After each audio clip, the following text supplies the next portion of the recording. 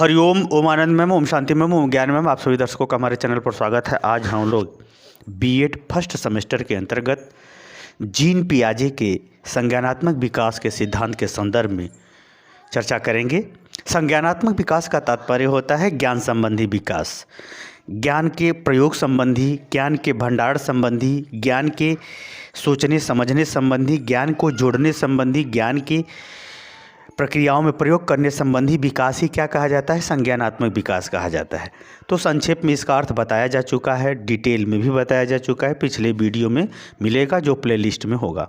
तो आइए इस संज्ञानात्मक विकास सिद्धांत के अंतर्गत जो जीन पियाजे का सिद्धांत है वह अत्यंत महत्वपूर्ण है। जीन पियाजे स्विट्जरलैंड के एक महान मनोवैज्ञानिक थे जिन्होंने तीन बालकों के ऊपर अपने जो है इस संज्ञानात्मक विकास के सिद्धांत को प्रस्तुत किया और ये जो है 1952 ईस्वी में इन्होंने प्रस्तुत किया था। इस सिद्धांत को उन्होंने बताया था, संज्ञानात्मक विकास का सिद्धांत को उन्होंने बताया था कि यह दो प्रमुख आधारों पर यह सिद्धांत आधारित है।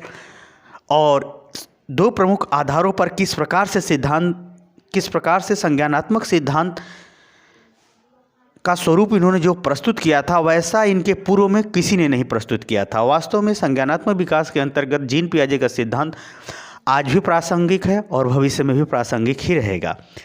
और आज भी इनके दिए हुए सिद्धांत के अंतर्गत अनेक शोध और अनेक गतिविधियों के अंतर्गत संज्ञान के लिए, मस्तिष्क के प्रकार्यात्मक गतिविधियों के लिए भी कार्य किए जाते हैं। तो आइए इनके स्विट्जरलैंड के महान वैज्ञानिक जीन पियाजे के संज्ञानात्मक विकास के सिद्धांत को हम लोग समझने का प्रयास करते हैं। इस वीडियो के अंतर्गत अगर देखा जाए तो इन्होंने जीन पियाजे ने संज्ञानात्मक विकास सिद्धांत को दो रूपों में बताया कि यानी दो आधार पर व्यक्ति के अंदर संज्ञानात्मक विकास होता है, ज्ञान का विकास होता है, ज्ञान से संबंधित क्रियाविधि, गतिविधि और उसके स्वरूपों का विकास होता है। तो उन्होंने दो आधार बताया था, संज्ञानात्मक विकास का दो आधार बताया था। पहला है संरचनात्मक, दूसरा है प्रकार्यात्मक। अब संरचनात्मक क्या होता है? संरचनात्मक का तात्पर्य होता है, संरचनात्मक विकास का तात्पर्य होता है ऐसी गतिविधियाँ, मस्तिष्क की ऐसी गतिविधियाँ, मस्तिष्क की ऐसी योग्यताएं, क्षमताएं जो व्यक्ति इस संसार में या अपने व्यवहार में जन्म से ही लेकर के आता है। यानी यह आनुवांशिक होता है, यह माता पिता से ही प्राप्त होता है। ज्ञान के विकास की क्षमता, उसके बुद्धि के विकास की क्षमता, एक प्रकार से यह जेनेटिक गुण होता है, संरचनात्मक गुण होता है जो किसी चीज़ के निर्माण के संदर्भ में, जो किसी चीज़ के सीखने के संदर्भ में, कि जो किसी चीज़ को जो है एक प्रकार से व्यवस्थित करने के संदर्भ में वो एक प्रकार से जेनेटिक गुण होता है। जैसे तेज माता पिता खोपड़ी के हैं तो तेज बच्चा पैदा होता है।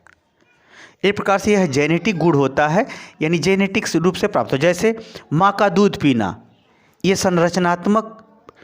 संज्ञानात्मक विकास होता है, क्योंकि वह बच्चा जो है वह प्रकृति से ही प्राप्त किया रहता है। जैसे सुगंध और दुर्गंध, अगर नवजात शिशु के पास दुर्गंध ले जाएंगे तो वह मुंह को, सर को हटाना शुरू करेगा, सुगंध के प्रति वह अनुकूल प्रतिक्रिया करना शुरू कर देगा। यानी सुगंध दुर्गंध को पहचानना, माँ के दूध को पीना, सुख दुख का अनुभव करना। जैसे गीला रहेगा तो चिल्लाएगा, सूखा रहेगा तो नहीं चिल्लाएगा। यानी ऐसी यह मानसिक क्षमता होती है जो जन्म से ही या प्रकृति से ही उसे प्राप्त होती है। तो यह जितना ही अधिक आपके अंदर प्राप्त होगा उतना ही आपके ज्ञानात्मक विकास में सहयोग मिलेगा। थोड़ा सा सभी अर्थों को बता लूँ, शब्दों के अर्थों को तब जोड़ के बताता हूँ, तब आप इसको पूरी तरह से समझ जाएंगे। दूसरा उन्होंने बताया कि व्यक्ति जो अपने इस प्रकृति के अंतर्गत जो व्यवहार करता है, जो कार्य करता है, जो अंतःक्रिया करता है, जैसे अंतःक्रिया का तात्पर्य होता है मैं ही दो चीज़ें सीखा हूँ उसको जोड़ने का प्रयास कर रहा हूँ, मैं ही साइकिल चलाना सीखा हूँ, मैं ही बाइक चलाने का प्रयास कर, वो अंतःक्रिया कराएगा, क्योंकि हमारी एक क्रिया दूसरे क्रिया में भाग ले रही है। जैसे मैं एक भाषा बोल रहा हूँ तो वही भाषा बोलने का जो लहजा है वही भाषा दूसरी भाषा को भी सिखाने का कार्य करेगी। तो उसको कहेंगे प्रकारात्मक, यानी अंतःक्रिया कहेंगे। क्या कहेंगे? अंतःक्रिया। जैसे आपको खाना खा लिया, बहुत तीता लगा, आपने झट से मीठा खा लिया, तो वह जो है तीता और मीठा का आपने अंतःक्रिया कराया। उसी तरह से जैसे आप सर्दी लग रही है तो आग तापने लगे, ठंडी लग रही है आग तापने लगे, गर्मी लग रही है, एसी में चले गए। ये एक प्रकार से यह परिस्थितियों के अनुसार अंतःक्रिया हुआ। तो दूसरा उन्होंने बताया संज्ञानात्मक विकास का जो आधार होता है वह उसका अंतःक्रिया है। वह उसका क्या है? अंतःक्रिया। वह विभिन्न परिस्थितियों के अंतर्गत जो क्रियात्मक गतिविधियां हुई हैं उसके द्वारा उससे दूसरे व्यक्ति के बीच में, उससे प्रकृति के बीच में, उससे वस्तु के बीच में, उससे अपने आप के लिए, उससे विभिन्न परिस्थितियों के बीच में जो अंतःक्रिया हुई है उससे भी क्या होता है? ज्ञान का विकास होता है, संज्ञानात्मक विकास होता है, ज्ञान का विकास होता है। फिर इन्होंने ये बताया कि यह जो प्रकारात्मक जो गतिविधियां हैं जो वह विभिन्न अंतःक्रियाओं के माध्यम से प्रकृति के अंतर्गत, जीव जंतुओं के अंतर्गत, स्वयं के अंतर्गत, सीखी हुई चीज़ों के अंतर्गत जो भी वह अंतःक्रिया किया है वह अंतःक्रिया सामान्यतः दो रूपों में होती है। किस रूप में? दो रूपों में होती है अंतःक्रिया। पहला उन्होंने बताया संगठनात्मक, दूसरा बताया उन्होंने अनुकूलन। अब संगठनात्मक का क्या स्वरूप होता है, अब इसको समझना है। जैसे व्यक्ति के अंदर संज्ञानात्मक विकास हेतु जो प्राकृतिक या जेनेटिक जो गुण मिला रहा, जो सोच समझ, योग्यता, क्षमता, जो उसका स्वरूप मिला रहा, वह उसके आधार पर जब वह प्रकृति के अंतर्गत जो भी हाव भाव, क्रियाकलाप, व्यवहार प्रदर्शित करता है उसको यदि वह अपने दिमाग में स्टोर करता हो, क्या करता हो? भंडारण करता हो, याद रखता हो, उन बातों को पहचानता हो, जांच परख रखता हो। यानी संगठन का मतलब होता है वह सीखी हुई चीज़ों का भंडारण किया हो, तब उसके ज्ञान में विकास होगा। अगर वह भंडारण नहीं कर पा रहा हो, जैसे उसने व्यवहार किया, अब उसको कुछ यादें नहीं है, वह संगठित होकर के उसके दिमाग में कोई स्टोर ही नहीं है कि वह ज्ञान, वह नाम क्या था, वह कार्य का तरीका क्या था, वह नियम क्या था, वह रूप क्या था, उसकी आवश्यकता क्या है, उसकी उपयोगिता क्या है, इन सब बातों को अगर अपनी वह दिमाग में इन कार्य के बाद अगर वह अपने दिमाग में संगठित नहीं कर पाता है तो उसका संज्ञानात्मक विकास नहीं होगा। और यदि वह कार्य प्रक्रिया के दौरान वह उस बात को क्या करता है? संगठित करता है, याद रखता है, पहचानता है, उसके संबंध को जोड़ लेता है। संगठित का मतलब मिला करके भी देखना। जैसे आदमी तो बहुत सारे हैं समाज में, लेकिन आप अपने परिवार को पहचानते हो कि हमारे ये लोग हमारे परिवार के सदस्य हैं, तब कहते हो कि हमारे ये संगठन है, तब कहते हो कि ये लोग हमारे परिवार के हैं। यदि आप उनको नहीं पहचान पाओ, अपने परिवार वालों को न पहचान पाओ, तो समाज में बहुत से आदमी हैं, तो क्या संसार आपका घर हो जाएगा? नहीं। आपका संज्ञानात्मक विकास नहीं हो पाया, आपने जो है वो अंतर ही नहीं कर पाया। तो एक प्रकार से ये संगठनात्मक का स्वरूप होता है कि विभिन्न परिस्थितियों में संगठित होकर के, मानसिकता को संगठित करके कार्य करना, उसका मानसिक अलग अलग, जैसे अलग कोई चीज़ है तो उसको अलग ढंग से दिमाग में संगठित करेगा, कोई मिलती जुलती चीज़ है तो एक साथ संगठित करेगा। जैसे आकाश में उड़ने वाले पक्षी, पक्षियों के तो अनेक रूप हैं, उनको उस तरह से उड़ने वाले पक्षियों के रूप में संगठित करेगा। चार पैर वाले जानवर, उनको अलग ढंग से, कौन राजा है कौन रानी, उनको अलग ढंग से सेट करेगा। यानी एक प्रकार से जो उसका संगठन है समूहगत हो सकता है, व्यक्तिगत हो सकता है, सिद्धांतगत हो सकता है, नियमगत हो सकता है, स्पेसिफिक नियम हो सकता है, स्पेसिफिक विशेष स्वरूप हो सकता है। नई चीज़ों का वह संगठन उसको संगठित करके दिमाग में अलग रखेगा, मिलती जुलती चीज़ों के समूह में रखेगा। तो इस प्रकार से उसकी जो विभिन्न प्रकारात्मक क्षमता के फलस्वरूप जो ये संगठनात्मक स्वरूप है, ये जितना ही मजबूत होगा उतना ही वह कार्य, यानी वह कार्य करने में सक्रिय होगा, ज़्यादा सीखेगा, ज़्यादा स्पष्ट व्यवहार प्रदर्शित करेगा। ठीक। दूसरा का उन्होंने प्रकारात्मक जो पहलू है जो वो विभिन्न क्रियाकलाप गतिविधियों के अंतर्गत सीखा। दूसरा है अनुकूलन। अनुकूलन से भी व्यक्ति क्या करता है? अनुकूलन से भी वह प्रकार्यात्मक गतिविधि के अंतर्गत बहुत सारी चीज़ें सीखता है। जैसे अनुकूलन का मतलब क्या होता है? जैसे आप किसी पार्टी में गए, सब लोग सज सवर के नाच गा रहे हैं, आप भी सज सवर के नाचना गाना शुरू कर दिया आपने, तो यह अनुकूलन कहा जाएगा। आप जैसे, अब देखिए ध्यान से समझिएगा, ये अनुकूलन की बड़ी विचित्र स्थिति है। अनुकूलन का दूसरी, अगर कोई घर में बीमार है तो क्या आप भी बीमार हो जाओगे? नहीं। अगर घर में बीमार है तो जो आपकी भूमिका हो सकती है, आप सेवा कर सकते हो तो सेवा करो, दवा लिया के दे सकते हो तो दवा लिया के दो। यानी विभिन्न परिस्थितियों के अंतर्गत जो उत्तम व्यवहार है वैसा प्रदर्शित करना, वातावरण के अनुकूल व्यवहार प्रदर्शित करना क्या कहलाता है? अनुकूलन कहलाता है। तो उससे भी व्यक्ति सीखता है। जैसे अगर टीचर ने पढ़ा दिया, आपको आ गया और आपने उसका अभ्यास किया, तब तो आप अनुकूलित हैं, वह विषय पढ़ने के योग्य है। यदि आपको टीचर ने पढ़ा दिया, आपको समझ में भी नहीं आया, या आपको समझ में आया आप अभ्यास नहीं कर रहे हो, तो आप अनुकूलित नहीं हो। कहने का हमारा ये तात्पर्य है कि जो कुछ भी उसके अंतर्गत, क्रिया के अंतर्गत, इस कार्य के अंतर्गत जो भी परिस्थिति आती है, उसके अनुरूप, उसके अनुकूल जब क्रियाकलाप व्यवहार प्रदर्शित करता है, क्रियाकलाप को सीखता है, क्रियाकलाप पर ध्यान देता है, उसमें रुचि लेता है, उसको स्वीकार करता है, तब वह प्रकार्यात्मक जो है सीखने की क्षमता क्या होती है, क्रियाकलाप व्यवहार के माध्यम से सीखने की क्षमता क्या होती है, बढ़ जाती है। अर्थात संज्ञानात्मक विकास तेजी से होने लगता है। अब यह अनुकूलन को उन्होंने बताया सामान्यतः 2 प्रकार का यह अनुकूलन होता है। पहला है आत्मसातन करना, यानी ज्यों का त्यों अपने आत्मसात कर लिया, अपने हृदय में स्थान दिया, उसे स्वीकार कर लिया, ज्यों का त्यों। जैसे शिक्षक ने कहा पढ़ो, तो उसमें अनुकूलन के अंतर्गत कुछ नहीं, इधर उधर कुछ नहीं देखना, पढ़ना है तो पढ़ना है, ये अनुकूलन हुआ।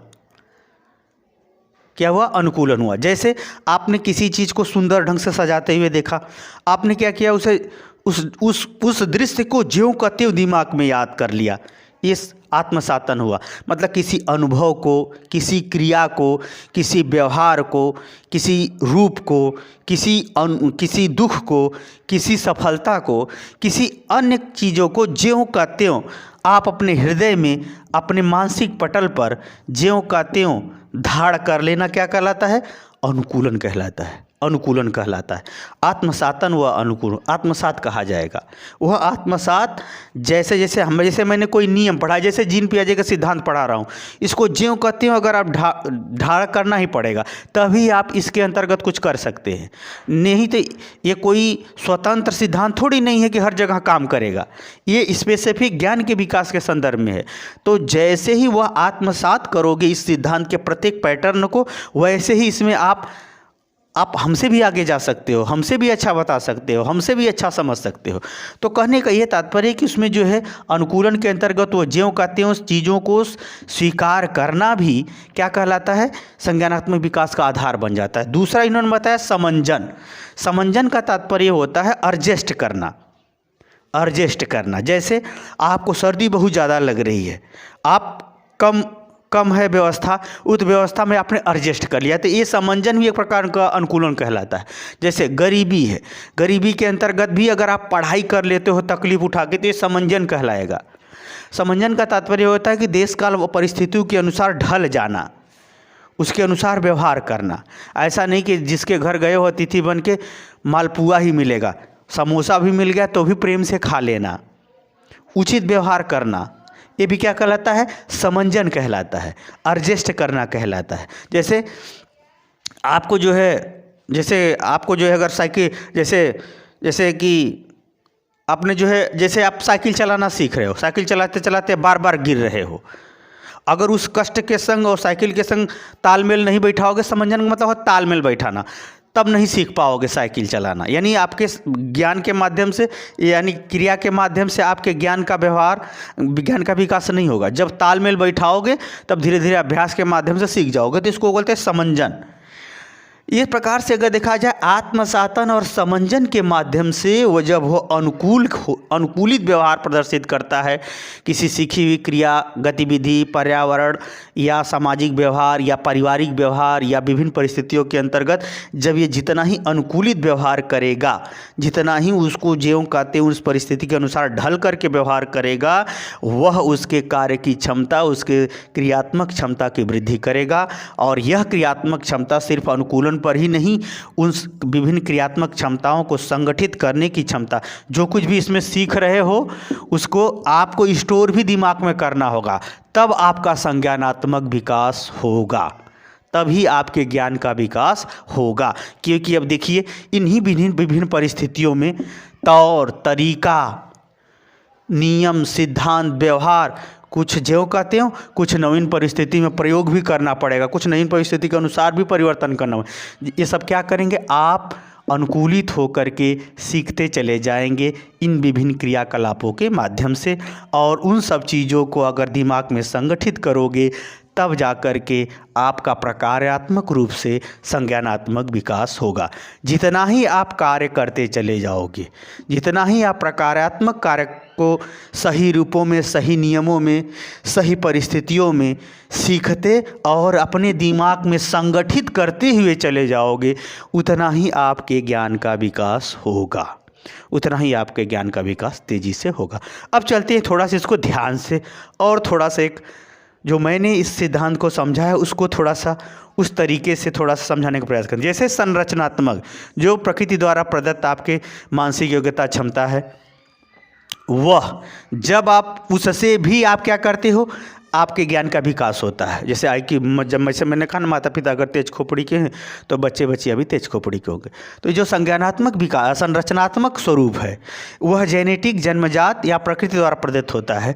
इसका आप जितना ही उपयोग करोगे व्यवहार क्रिया में, और उस व्यवहार क्रिया में जितना ही जो व्यवहार क्रिया देख रहे हो या सीख रहे हो उसके अनुकूल जितना करोगे और उसको जितना ही आप याद रखोगे, उसका संगठनात्मक स्वरूप रखोगे, जितना ही उसका भंडारण किए रहोगे, उतना ही आपका संज्ञानात्मक विकास होगा। तो संज्ञानात्मक विकास स्वतंत्र रूप से न संरचनात्मक पर निर्भर है न प्रकार्यात्मक पर निर्भर है, बल्कि संज्ञानात्मक विकास इन दोनों पर निर्भर है।